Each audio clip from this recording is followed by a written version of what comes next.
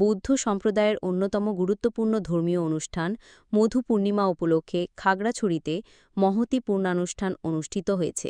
প্রতিনিধির পাঠানো তথ্যচিত্রে বিস্তারিত মাসুদুল হকের ডেস্ক রিপোর্টে। বৌদ্ধ সম্প্রদায়ের অন্যতম গুরুত্বপূর্ণ ধর্মীয় অনুষ্ঠান মধু পূর্ণিমা উপলক্ষে খাগড়াছড়িতে মহতী পূর্ণানুষ্ঠান অনুষ্ঠিত হয়েছে। রবিবার ৭ সেপ্টেম্বর সকাল থেকে ধর্মপুর আর্যবন বিহারে বিশ্ব শান্তি মঙ্গল কামনায় বুদ্ধ মূর্তিদান, শঙ্খদান, অষ্ট উপকরণ দান, মধুদান এবং হাজার প্রদীপ দান সহ নানাবিধ দানের মধ্য দিয়ে উদযাপন করা হয় মধু পূর্ণিমা।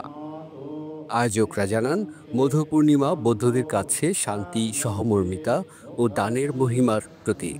এদিনে অনেকে দান, প্রদীপ প্রজ্বলন সহ বিভিন্ন ধর্মীয় কর্মকাণ্ডে অংশগ্রহণ করেন। মাসুদুল হক, কালচক্র 24। Hoda niye monendi, jaguche papa